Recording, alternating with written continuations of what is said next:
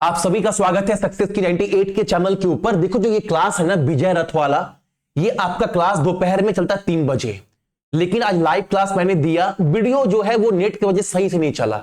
वो जो क्लास है ना अभी मैं अपलोड कर दे रहा हूं, जितने भी क्वेश्चन है अच्छे से आप सभी देखना। और मैं आज एक क्वेश्चन आपको ऐसा दिखाऊंगा ना जो पिछले 4 साल में ना 18 से 19 बार आपके एग्जाम में बना है, रेलवे और एसएससी के एग्जाम में। मैं बराबर बोलता हूं बाबू ये क्लास ना आप छोड़ना मत, क्योंकि इसमें एक एक क्वेश्चन ऐसा है ना जो आपके एग्जाम में पिछले 5 साल में 4 बार 5 बार 10 बार बना है। और ये 13वां क्लास है, टोटल 55 से 60 क्लास कराऊंगा। ठीक है, चलो क्लास स्टार्ट करवाते हैं। और एक बात, कंप्यूटर का ना प्रॉपर नोट्स मैंने आप सभी को अपलोड कर दिया है आपके कोर्स में, जिसके अंतर्गत जो 24-25 में जितने भी क्वेश्चन बने रेलवे एसएससी में वो सारे पीवाईक्यू ऐड कर दिया हूं, प्लस थ्योरी भी। अब देखो थ्योरी के नाम पर पूरा किताब ना मैं नहीं दे सकता, जो इंपॉर्टेंट थ्योरी है ना वो भी मैंने आप सभी को प्रोवाइड करवा दिया है, हिंदी और इंग्लिश में दोनों में। तो डाउनलोड करवाकर आप प्रिंट भी करवा सकते हो। मान लो आपने अगर मेरा एनटीपीसी का ग्रुप डी वाला कोर्स नहीं लिया है, कोई बात नहीं, अगर आपने वहां पर जीके वाला कोर्स भी लिया है ना तो इसमें भी आपको ये अपडेट मिल रहा होगा। ठीक है, चलो क्लास स्टार्ट करवाते हैं। और टारगेट याद रखना, जो एनटीपीसी की एग्जाम की तैयारी कर रहे हैं, 11 फरवरी ये डेट याद रखना। लेकिन एक बात क्लियर बोल दे रहा हूं हर वीडियो में, 24 घंटा में बाबू 8 घंटा देना है। अब ये नहीं बोल सकते ना कि 2 घंटा पढ़ो 4 घंटा पढ़ो एग्जाम निकल जाएगा, नहीं। अब बाबू जो एग्जाम का समय आपके पास है वो 8 घंटा से कम पर बात नहीं बनेगा। तो जितने लोग भी इस कोर्स के अंदर प्राइवेट ग्रुप में ऐड हो बैच लेकर, आप सभी 11 तारीख से प्रॉपर रेडी रहना। जो अभी तक कुछ नहीं पढ़ा है ना, जितना टारगेट दूंगा डेली का वो बस फॉलो करना है। पहला क्वेश्चन हमारे सामने क्या है दोस्त, पहला क्वेश्चन क्या बोल रहा है आज का, चंद्रगुप्त मौर्य ने किसकी मदद से मगध के नंद राजवंश को उखाड़ फेंका था। आपने बहुत बार सीरियल में देखा होगा, बहुत बार आपने पढ़ा भी होगा कि भैया वही ना विष्णुगुप्ता। विष्णुगुप्ता कौन थे बाबू, इनको चाणक्य भी बोला जाता था। आपने थोड़ा बहुत अगर पढ़ा है, गंधार में एक विश्वविद्यालय था तक्षशिला, नाम सुने हो ना, नाम सुने भैया, नालंदा विश्वविद्यालय, तक्षशिला विश्वविद्यालय। तो गंधार में ना जो तक्षशिला विश्वविद्यालय था ना, वहीं पर ये बाबू क्या थे, वहीं पर ये क्या थे, ये टीचर थे। कौन, चाणक्य, तक्षशिला में। अब ये घूमते घूमते ना क्या किए ना, मगध में आ गए। कहां पर आ गए, मगध में आ गए। वहां पर ना नंद साम्राज्य का जो है वो क्या था, साम्राज्य था। अच्छा, नंद राजवंश का पहला संस्थापक कौन था या इसके फाउंडर कौन है, ये आपसे पूछ दे तो महापद्मा। कौन, महापद्मानंद, ये आप याद रखना, महापद्मानंद। इसके जो और एक राजा थे धनानंद, क्या नाम था, धनानंद। वो बाबी बहुत दारू पिया था, दारू लड़की बाज था, 1 नंबर का। ठीक है, क्या नाम था उसका, धनानंद। धनानंद ये अपने आगे ना किसी को लगाता ही नहीं था।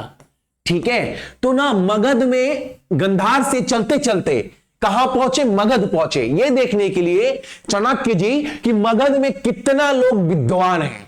जब ये मगध पहुंचे ना तो वहां के सिपाही को बोले हमें तुम्हें महाराज से मिलना है। वो बोले नहीं, तुम्हारे से ब्राह्मण गरीब से हमारे महाराज नहीं मिलते हैं।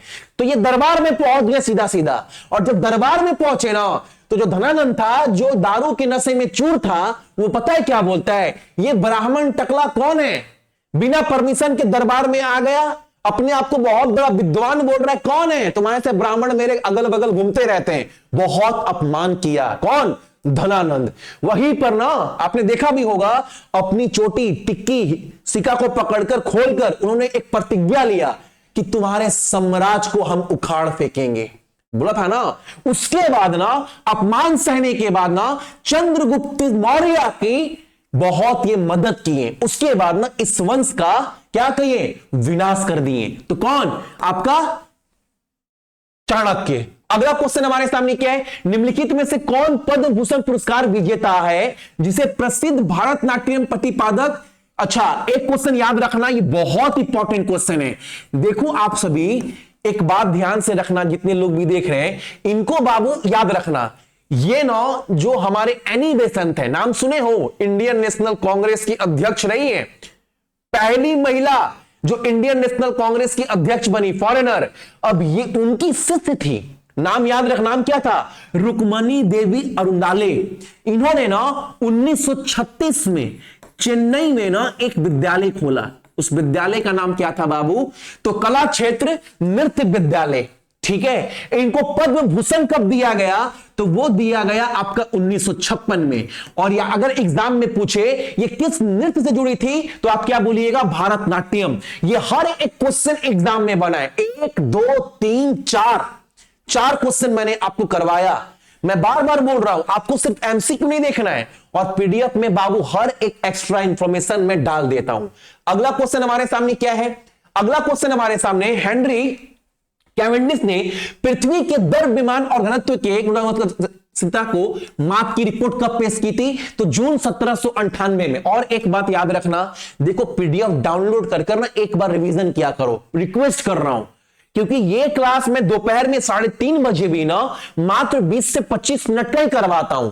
तो कम से कम क्लास देखने के बाद एक बार रिवीजन करो। और ये क्लास में आप कुछ सीखने नहीं आ रहे हैं, आप अगर जीके पढ़ रहे हो, किसी भी एग्जाम की तैयारी कर रहे हो, तो अपने आप को बाबू जज करने आ रहे हैं कि हम वो इंपॉर्टेंट क्वेश्चन में कितने क्वेश्चन के आंसर हमें पता है, वो क्वेश्चन में जो बार बार एग्जाम में आ रहा है। अगला क्वेश्चन क्या है, प्राचीन भारत में ताम्रपत्र काल की कायस्थ संस्कृति भारत के निम्नलिखित में से किस तरह संबंधित है। देखो एक बात याद रखना, जो कायस्थ है ना बाबू, ये संस्कृति तो है, एक गांव का भी नाम था, एक विलेज का भी नाम था, जो ना मध्य प्रदेश में उज्जैन में बाबू स्थित है। ठीक है, एक बात याद रखना, एग्जाम में पूछता है, एक क्वेश्चन पूछा है कि जो ये संस्कृति है ना, इसके साक्ष्य जो है मध्य प्रदेश में कहां मिलता है, तो उज्जैन में मिलता है। किस नदी के किनारे मिलता है, तो आप बोलिएगा छोटी काली नदी, सिंध नदी, छोटी काली सिंध नदी के किनारे ना ये गांव बसा है, जिस गांव का नाम है आपका कयाथ, जहां पर कयाथ संस्कृति के लोग जो है वो रहा करते थे। ठीक है, हड़प्पा सभ्यता से ठीक थोड़ा सा पहले, ठीक है, तांबा से बर्तन वगैरह ये लोग जो है वो बनाते थे। सबसे पहली बात, एक बात याद रखना, इसका पता कौन लगाया, तो 1964 में ना जो एक आप सभी का आर्योलॉजिकल जो थे ना, किनका नाम क्या था, वीएस वाकानकर, इन्होंने सबसे पहले वहां पर खुदाई की थी, और खुदाई करके ना इस संस्कृति का पता लगाया था।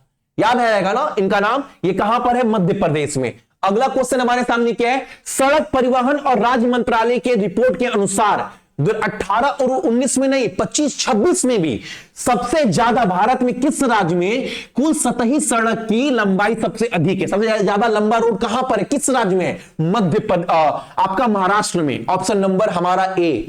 अगला क्वेश्चन हमारे सामने क्या है, दिल्ली सल्तनत काल में राजधानी को लाहौर से दिल्ली कौन वापस लाया था। देखो जो दिल्ली सल्तनत था ना, आपको पता है गुलाब वंश, स्लेव डेंसिटी का फाउंडर कौन था, तो भैया उसके फाउंडर थे भैया कुतुबुद्दीन ऐबक, ये सबको पता होगा। देखो इसका ना कोई उत्तराधिकारी नहीं था, तो इसके मरने के बाद ना आरम शाह को, किसको, आरम शाह को बना दिया गया उत्तराधिकारी, किसका, गुलाम वंश का। लेकिन ना ये बहुत कमजोर था बाबू, ये शासक बहुत कमजोर था बाबू, अच्छा शासक साबित नहीं हुआ। तो इसके बाद ना इल्तुतमिश जो है ना बाबू, क्या बना, गुलाम वंश का क्या बना, राजा बना। और ये जो इल्तुतमिश था, देखो जब कुतुबुद्दीन ऐबक और आरम शाह जब ये लोग राज किए ना दिल्ली सल्तनत में, तो इनकी राजधानी थी बाबू लाहौर। लेकिन जैसे ही इल्तुतमिश बना आपका क्या, राजा, तो ना लाहौर से ये फिर से दिल्ली सल्तनत का राजधानी कहां लेकर आया, तो दिल्ली वापस लेकर आया। कौन लेकर आया, इल्तुतमिश। और इल्तुतमिश का 50 लड़का था, क्या था, 50 लड़का था इल्तुतमिश का। पता है इल्तुतमिश ना ग्वालियर में बीमार पड़ गया, ग्वालियर में बीमार पड़ गया इल्तुतमिश। जब बीमार पड़ गया ना, अब इसको देखने ना इसका कोई लड़का जाए ना, अब ये सोचे ना कि कहीं पापा टपक गए या कहीं अब्बू टपक गए, तो अगर हम चले गए ना तो दूसरा लड़का जो है पापा का उत्तराधिकारी बन जाएगा। और दूसरा बच्चा यही सोचे, सब बच्चा यही सोचे कि पापा को देखने गए, पापा बीमार पड़े ग्वालियर में, पापा जो है ग्वालियर में बीमार पड़े, अगर देखने गए ना तो पापा का साम्राज्य कोई और बेटा हड़प लेगा। तो बाप को देखने नहीं गया। बाबू कहते हैं ना, बेटा कितना भी अपना हो लेकिन बाप का कभी नहीं हो सकता। एकमात्र बेटी है जो आपका सारा जिंदगी साथ निभाएगी। ठीक है, तो क्या हुआ, ग्वालियर पता है इल्तुतमिश को देखने कौन गया, इसकी बेटी कौन थी, रजिया सुल्तान। रजिया सुल्तान ये देखने गई, रजिया सुल्तान। ठीक है, और जब गई ना तो ग्वालियर के राजा को हराने के बाद ना इल्तुतमिश बोला, मेरे 50 निकम्मा बच्चों से ना काबिल कौन है, मेरी बेटी है। कौन, रजिया सुल्तान। और रजिया सुल्तान का वहीं पर क्या कर दिया गया, राजभिषेक, उत्तराधिकारी बन गई किसका, तो इल्तुतमिश का। ठीक है, तो इसका आंसर क्या होगा आपका, ऑप्शन नंबर 2 इल्तुतमिश। अगला क्वेश्चन, निम्नलिखित में से किस भारतीय राज्य में जो है 89 जनजाति पाई जाती है, अरुणाचल प्रदेश में, ऑप्शन नंबर सी। अगला क्वेश्चन हमारे सामने क्या है दोस्त, भारत के संविधान के कौन सा संशोधन अधिनियम के बाद भारत में जीएसटी की शुरुआत हुई। देखो सबसे पहले याद रखना, जीएसटी की शुरुआत ना, एक पॉइंट याद रखना, जीएसटी की शुरुआत 101वां संशोधन किया गया, 101वां संशोधन किया गया 2016 में। और इसकी जो शुरुआत है ना जुलाई 2017 में बाबू स्टार्ट हो गई। एग्जाम में पूछता है आप सभी से कि जो जीएसटी है इसका जो जिक्र है यह संविधान के किस अनुच्छेद में आता है, तो 279A के अंतर्गत है। अच्छा, और एक बात याद रखना, एग्जाम में यह पूछता है ना कि जीएसटी के लिए काउंसिल का मतलब परिषद होगा जीएसटी का, यह बात संविधान के किस अनुच्छेद में बोला गया है। मैंने क्या बोला, जीएसटी का एक काउंसिल होगा, एक आपका परिषद होगा। यह भारत के संविधान के किस अनुच्छेद में बोला गया है, तो आर्टिकल 279A में, 246A में यह बोला गया ना कि राज्य यानी कि स्टेट और केंद्र यानी कि सेंट्रल दोनों को विशेष अधिकार दिया जाएगा जीएसटी के अंतर्गत। यह कहां बोला गया, तो आर्टिकल 246A में बोला गया। और आपसे एग्जाम में पूछता है कि जीएसटी का अध्यक्ष कौन होता है, तो बाबू देखो ऑप्शन में देगा प्रधानमंत्री, राष्ट्रपति, वित्त मंत्री, रेल मंत्री, दुनिया हिलाना फलाना ठिकाना। याद रखना, जीएसटी का जो अध्यक्ष होता है, जो चेयरमैन होता है ना, वो देश की फाइनेंस मिनिस्टर होता है। अभी कौन है, निर्मला सीतारमण। अगला क्वेश्चन हमारे सामने क्या है, 2001 क्वेश्चन आप देख रहे हो, पिछले 4 साल में ना 18 से 19 बार आपके अलग अलग एग्जाम में बना है। एसएससी और रेलवे की बात कर रहे हैं, राज्य के एग्जाम की बात तो छोड़ ही दे रहा हूं मैं। अब ये क्वेश्चन क्या है, सुनना, 2011 के जनगणना के अनुसार भारत में नगर जनसंख्या यानी शहर की जनसंख्या, अर्बन की बात कर रहा है, जनसंख्या का प्रतिशत कितना था। तो सबसे पहले 2 पॉइंट याद रखोगे, मेरी बात याद नहीं करना है, बस सुनना है। ठीक है, अगर अर्बन की बात करें, अगर हम शहर इलाके की बात करें तो वहां पर आबादी था कितना, तो 31.6%। अगर यही गांव की बात करें, 11 की जनगणना के अनुसार था कितना आबादी रूरल का, तो वो था बाबू 68.8%। ठीक है, अब एग्जाम में जाओगे ना तो एक बात पूछता है, वो बात क्या पूछता है, मान लो कोई राज्य है जिसकी आबादी 100 है, ठीक है, और एक ऐसा राज्य है जिसकी आबादी 1000 है। हो सकता है ना राज्य बड़ा है छोटा है। अब क्या होता है ना, इस राज्य में ना शहरी लोगों की जो आबादी है ना वो 60% है। ठीक है, 60% है, तो इसकी आबादी कितनी हो गई, 60 लोगों की। ठीक है, अब यहां पर बोला जो सबसे, यहां पर राज्य की आबादी कितना है बाबू, 1000। यहां पर बोला ना, यहां पर शहरी लोगों की जो आबादी है ना वो कितना है दोस्त, आपका 30% है। तो यहां पर शहर की में रहने की आबादी कितनी हो गई, 30% का कितना होता है, 300।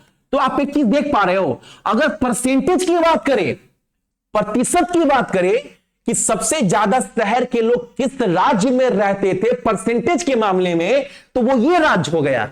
लेकिन इन टर्म ऑफ पॉपुलेशन अगर नंबर की बात करें तो उसका आंसर क्या होगा, ये वाला होगा। ये बात समझ पाए ना डिफरेंस। अब एक बात समझना, अगर बोले अर्बन की बात करें, शहरी इलाके की बात करें ना बाबू और परसेंटेज की बात करें तो याद रखना 2011 के जनगणना के अनुसार सबसे ज्यादा परसेंट है बाबू आपका गोवा में। और in term of population, in term of क्या पॉपुलेशन की बात करें ना तो सबसे अधिक आबादी कहां पर था? महाराष्ट्र में, उसके बाद तमिलनाडु में, उसके बाद गुजरात में। ये पॉइंट याद रखना है। अगर मैं बात करूं गांव में आ जाओ, रूरल एरिया में, तो यहां पर आप देख पाओगे गांव की आबादी परसेंट के मामले में या टोटल पॉपुलेशन के मामले में, नंबर ऑफ पॉपुलेशन के मामले में परसेंटेज की बात करें तो हिमाचल प्रदेश, कौन? हिमाचल प्रदेश। अगर भैया परसेंटेज ना बोलकर हमें यह बोल दे कि टोटल पॉपुलेशन को लेकर बताओ तो आप क्या बोलोगे? उत्तर प्रदेश। ये बात याद रखना है। 18 से 19 क्वेश्चन बना है बाबू, सिर्फ इससे आप गूगल करके मारकर देख लो, मिल जाएगा आपको साक्ष्य। अगला क्वेश्चन हमारे सामने क्या है? भारतीय संविधान के किस अनुच्छेद के अनुसार नागरिकों को उम्मीदवार की परिसंपत्ति और दायित्व के बारे में जानकारी प्राप्त करने का अधिकार है? एक बात सुनोगे? अच्छा, मौलिक अधिकार जो है, जो फंडामेंटल राइट है, वो भारत के किस संविधान के अंतर्गत है? तो कितना बार मैंने आपको पढ़ाया, आर्टिकल 12 से लेकर 35 में इसके अंतर्गत क्या आता है बाबू? तो आपने बोला भैया फंडामेंटल राइट। क्या? फंडामेंटल, मौलिक अधिकार का भैया जिक्र है संविधान के अनुच्छेद 12 से 35 तक। भाग किसमें? भाग किसका? पार्ट कौन सा?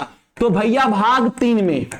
ठीक है। अच्छा, जो फंडामेंटल राइट है ये कहां से लिया गया है? तो ये भी मैंने आपको बताया, ये लिया गया है बाबू अमेरिका में। अब देखो देखो मौलिक अधिकार, ये मौलिक अधिकार है। और देखो यहां पर क्या बोला है, आप किसी भी लोगों का संपत्ति कितना है नहीं है आप इसकी जानकारी लगा सकते हैं। तो बाद में सरकार ये सोची ना कि एक काम करते हैं ना, पहले बाबू ना ये आर्टिकल नंबर 19 में इसका जिक्र था, लेकिन सरकार बोली जब तक ये हम इस चीज को ना इस आर्टिकल से नहीं हटा देते, अगर हटाना जरूरी है क्योंकि बाबू 12 से 35 जो है वो फंडामेंटल राइट है, अगर ये नहीं हटेगा तो अमीरी और गरीबी का भेदभाव हट पाएगा? नहीं हट पाएगा। अच्छा, तुम्हारा इतना पैसा है, तुम्हारा इतना पैसा है, तुम गरीब है, तुम अमीर है, तो भेदभाव नहीं हटेगा। तो आप ये क्यों बोल रहे हो 12 से 35 जो है वो फंडामेंटल राइट्स है? क्यों बोल रहे हो? तो सरकार ने क्या किया, मैंने आपको बताया कि संविधान में कभी भी बाबू संशोधन होता है तो यह संशोधन करने का शक्ति कौन सा अनुच्छेद प्रदान करता है? तो आर्टिकल 368 हमें यह शक्ति देता है कि कॉन्स्टिट्यूशन में हम लोग अमेंडमेंट कर सकते हैं। अब इसी शक्ति का प्रयोग कर करना 44वां संशोधन किया गया और इस चीज को हटाकर 19 से हटाकर ना 300A में डाला गया। इस बात को याद रखिएगा ना, एग्जाम में पूछा है। अगला क्वेश्चन हमारे सामने क्या है? भारत की सबसे लंबी नदी कौन सी है जो समुद्र में नहीं गिरती है? गंगा कहां गिरता है बाबू? बंगाल की खाड़ी में। और बंगाल की खाड़ी किसका पार्ट है? इंडियन ओशन का। तो ये आंसर तो होगा नहीं क्योंकि भैया ये गिरता है आपका बंगाल की खाड़ी में, बे ऑफ बंगाल में। और ये पार्ट किसका है? ये पार्ट है भैया इंडियन ओशन का। तो भैया ये आंसर हमारा हुआ नहीं। अच्छा, यमुना बाद में आते हैं। ताप्ती, ताप्ती नदी कहां गिरती है बाबू? भैया गुजरात से होकर सूरत के अरब सागर में, यानी ये कहां गिरता है? अरेबियन सी में। तो ये भी आंसर नहीं हुआ, ये भी काट दो। भैया कावेरी, कावेरी कहां गिरती है? साउथ की नदी कहां गिरती है? बंगाल की खाड़ी में। और बंगाल की खाड़ी कहां पड़ता है? इंडियन ओशन में। तो बे ऑफ बंगाल। और ये कहां पड़ता है दोस्त? तो ये पड़ता है आपका इंडियन ओशन में। तो ये भी आंसर नहीं होगा। अब बात आता है यमुना। यमुना बाबू ना एक सहायक नदी है गंगा का। अगर आपने थोड़ा बहुत भी पढ़ा होगा तो ये ना जब प्रयागराज, जब इलाहाबाद आती है तो ये गंगा में मिल जाती है। गंगा जमुना सरस्वती ये गंगा में मिल जाती है। बाद में गंगा जाकर जो है वो आपका बंगाल की खाड़ी में गिरती है, यमुना डायरेक्ट नहीं गिरता है। तो आंसर क्या होगा हमारा? यमुना, ऑप्शन नंबर हमारा बी। अगला क्वेश्चन हमारे सामने क्या है? विश्व की सबसे बड़ी झील कौन सी है? बड़ी झील बताना है आपका कैस्पियन सी, ऑप्शन नंबर 1। अगला क्वेश्चन हमारे सामने क्या है? एक किताब है, किताब बड़ा है, आपको नाम याद रखना है। हिंदी और इंग्लिश दोनों में किताब का नाम सेम रहता है। किताब का नाम है आप सभी का रीना चैटमेंट master works of sculpture in village temples of Bihar and Orissa. इस किताब को लिखा कौन है ये आपको बताना है। इस किताब को लिखा गया हेनरी डेविड थोरो के द्वारा, ऑप्शन नंबर हमारा डी।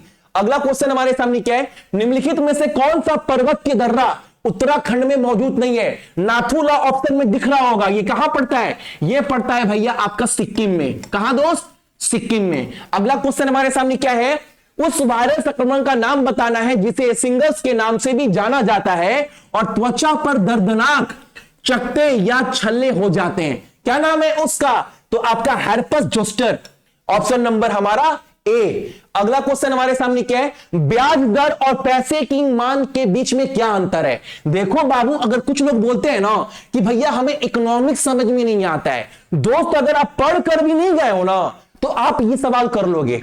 आप जाते हो बाजार किसी मॉल में शॉपिंग करने, आपको कपड़ा किसी क्वालिटी का भी दे दे, गंदा क्यों नहीं दे दे, दाम लिखा रहेगा 999, आप देकर आ जाओगे। लेकिन बाजार जाओ ना जहां गरीब गुरबा बैठा हुआ है, वहां पर वो कपड़ा अच्छा भी देगा ना और दाम 500 रुपए होगा, आप जाकर बार्गेनिंग करोगे, नहीं नहीं हमें और दाम कम करिए, और दाम करिए। तो ये औकात है समाज का ना, ये औकात है, ठीक है। तो बाबू कम से कम ये टॉपिक पढ़ने का जरूरत नहीं है। जो अगर आप गरीब से लड़ सकते हो, दिमाग लगा सकते हो, जो कि वहां पर तो आवाज निकलता नहीं है, तो ये टॉपिक को पढ़ने का जरूरत नहीं है। थोड़ा बहुत दिमाग लगा दो, सवाल का आंसर निकल जाएगा। सवाल क्या बोल रहा है कि ब्याज दर और पैसे की मांग के बीच का संबंध क्या है। मान लो बाबू आपके घर में बहुत पैसा रखा हुआ है, आपके घर में बहुत पैसा रखा हुआ है, और आपको क्या बोला गया, आपको यह बोला गया ना कि एफडी के ऊपर, फिक्स डिपॉजिट के ऊपर जो इंटरेस्ट रेट है, जो ब्याज है ना, वो बहुत अधिक मिल रहा है। तो आप क्या करोगे, अपने घर में पैसा रखोगे ना, पैसा हटाओ, पैसा बैंक में रखो, डालो बैंक में पैसा, तो पैसा आप बैंक में रख दोगे। क्यों रख दोगे, क्योंकि आपको ब्याज ज्यादा मिल रहा है। तो क्या हुआ, पैसा कोई वैल्यू नहीं है, पैसा हटाओ, पैसा को डालो बैंक में, क्यों, क्योंकि ब्याज ज्यादा मिल रहा है। तो यहां पर क्या हुआ, डिमांड ऑफ मनी कम हो गया। चीज समझ रहे हो, तो क्या हो रहा है, उल्टा हो रहा है, इनवर्स हो जा रहा है। अगर मान लो आपका जो इंटरेस्ट रेट है, जो ब्याज है बाबू, वो ना कम हो गया, वो कम हो गया, बैंक वाला बोल रहा है ना 1 लाख रुपए दोगे ना तो आपको 5 साल में 1000 रुपए देंगे। ना हटा पैसा मेरे पास है, ठीक है, नहीं देंगे पैसा। यानी पैसा आपको, अपना पैसा अनमोल लगने लगा। क्यों, क्योंकि ब्याज दर कम है, आपका पैसा, डिमांड फॉर मनी बढ़ गया। तो ये क्या हो रहा है, इनवर्स हो रहा है ना, ये क्या हो रहा है दोस्त, उल्टा हो रहा है। तो रिलेशन क्या है दोनों के बीच में, इनवर्स का। ऑप्शन नंबर क्या होगा, ऑप्शन नंबर 2, करेक्ट ना। अगला क्वेश्चन हमारे सामने, अरबी, फारसी और इस्लामी कानून के अध्ययन को बढ़ावा देने के लिए कलकत्ता में मदरसा कब खोला गया, कब, 1781 में। कौन खोला बाबू, कौन खोला, Warren Hasting. Lord William Bentinck तो बाबू 1829 में तो हाँ, वैरन कौन खोला, वैरन हेस्टिंग के द्वारा खोला गया। इस बात को याद रखना है। अगला क्वेश्चन हमारे सामने क्या है, निम्नलिखित में से किसने सहायक गठबंधन की प्रणाली तैयार की। अच्छा, ये सहायक गठबंधन क्या होता है बाबू, जब अंग्रेज राज करते थे ना तो बहुत चालाक थे। उस समय क्या था, जैसे मान लो ना आज की डेट में क्या है, सेंट्रल में कौन है, बीजेपी है। सेंट्रल में कौन है भाई, बीजेपी है। पावर किसके पास है, पूरे भारत का, तो भैया पूरे भारत का पावर ना बीजेपी के पास है। लेकिन आप एक चीज नोटिस किए हो, देश को तो चला रहा है बीजेपी, लेकिन बहुत सारा राज्य ऐसा है ना भैया जहां पर टीएमसी है, लेफ्ट पार्टी है। चल जाओ केरल में, बीजेपी वाले भाग मार के भगा देगा बीजेपी वाला को। काहे कि केरल में राज किसका है, बीजेपी का है। तो राज पूरे भारत में राज तो बाबू बीजेपी कर रहा है, लेकिन कुछ हिस्सा ऐसा है जहां पर दूसरी पार्टी भी है। जैसे बंगाल में कौन है, दिल्ली है, यहां बीजेपी आएगा, बड़ा मार मारेगा बीजेपी वाला को। अब क्या होता है, मान लो अमित शाह क्या बोलते हैं, हम बंगाल को भेज दिए, महाराष्ट्र को भेज दिए, यूपी को भेज दिए, ये बंगाल का किला हमसे नहीं टूट रहा है। समझे में नहीं आ रहा बंगाल में है क्या, समझ रहे हैं ना। पावर में बीजेपी है, लेकिन कुछ कुछ हिस्सों में बाकी पार्टी भी रहती है। इसीलिए बोल रहा हूं, जैसे मान लो उस समय जब अंग्रेज राज करते थे ना भारत में, कौन, ब्रिटिश, कौन दोस्त, ब्रिटिश, अंग्रेज। तो उस समय भी कुछ हिस्सों में राजा महाराजा का राज हुआ करता था।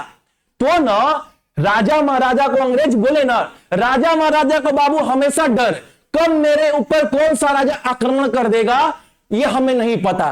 तो अंग्रेज बोला ना सुनो राजा, तुमको ना हम तुम्हारे ऊपर कोई भी अटैक ना करे, तुम्हारे ऊपर कोई भी आक्रमण ना करे, उससे हम तुमको बचाएंगे, तुम्हारे राज्य को बचाएंगे, तुम्हारे राज्य के अगल बगल पूरा अंग्रेजी सैनिक खड़ा रहेगा, लेकिन इसके बदले में ना तुम हमको पैसा देगा।